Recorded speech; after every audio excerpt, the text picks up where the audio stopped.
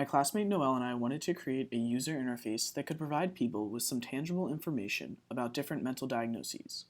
We believe this would help people understand the tangible effects of these diagnoses. It is often unclear to someone who has not experienced these diagnoses how these diagnoses affect time, money, energy, and effort. This is the problem we had hoped to address in our interface. While our intentions were good, our user interface was not entirely successful. We had noted some problems with it that we sought to address, but after further discussions and speaking with those who may have different perspectives, we found out our user face had some unintended consequences that were fairly detrimental and not intended. We wanted to highlight these in this video to bring awareness to them and to bring awareness to some larger problems that occur when using an interface. The first problem, and this is a problem for all user interfaces, is that our interface is not easily accessible to those with low vision. The very nature of an interface requires vision to be used, and this is a problem for those with low vision. There are some solutions to this problem that we explored. The first was possibly using voice commands and audio files to help make the information accessible to those with low vision, but without low hearing. We were not able to accomplish this, as we had some problems from a technical standpoint. This makes our user interface not accessible to those with low vision, which is an immediate problem, especially since this is an activism project concerning accessibility. We did come up with some ideas for accessibility for those users who have low vision. We are still in the process of allowing the text boxes, the text that I'm highlighting with my mouse now and now, to be expanded, which would make reading more accessible to those with low vision. Specifically with our user interface, we found that there was a problem with the reduction of information, as will be seen on the next screen. When we were presenting information about the time, right here where my mouse is, about the money, also right here where my mouse is, and areas of the body that are affected by these diagnoses, as seen with these two areas of the body over here, when we were presenting information about all these aspects, we found that we had to often use averages.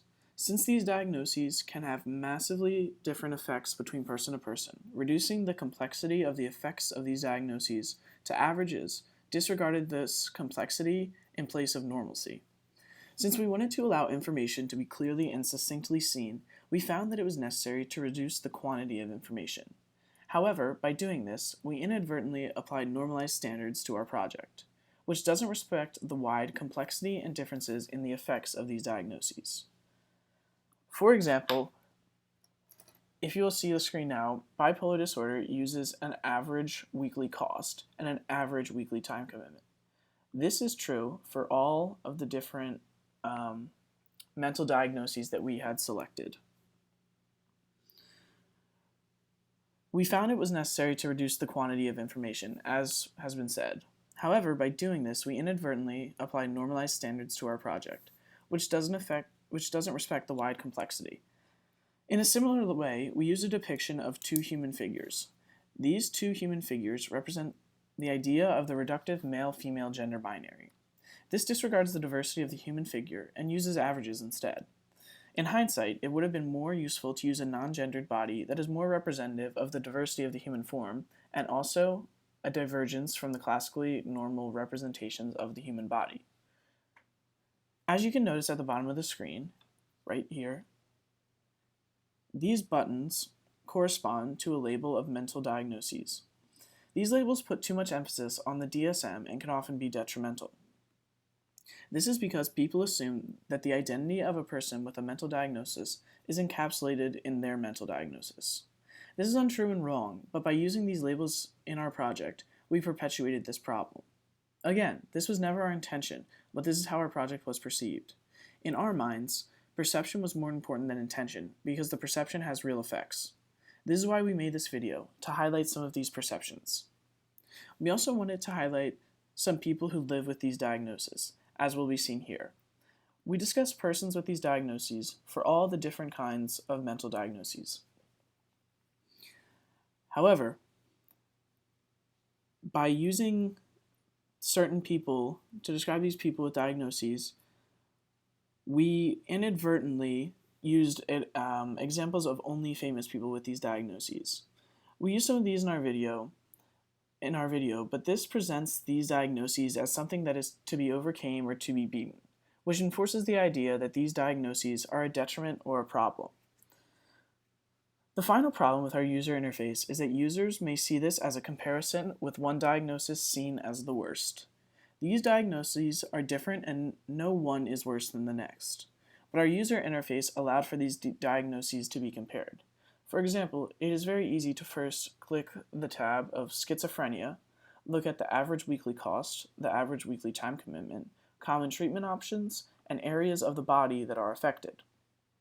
And then to do the same for, let's say, anorexia, and see the differences in cost, time commitment, treatment options, and areas of the body affected. This naturally allows for the comparison between these two different diagnoses. The same is true for the rest of the diagnoses available also, which is an unintended consequence of our project and of our user interface. By allowing these diagnoses to be compared using our user interface, we created something that was detrimental and disrespectful to those with these different diagnoses. While there are definitely significant problems with our user interface, we believe that candidly acknowledging these problems is a good way to help bring awareness, specifically to these problems that we've highlighted. Since the problems that we have noted in this video are often common problems elsewhere, we believe highlighting them and proposing some solutions can be much more beneficial than our original project.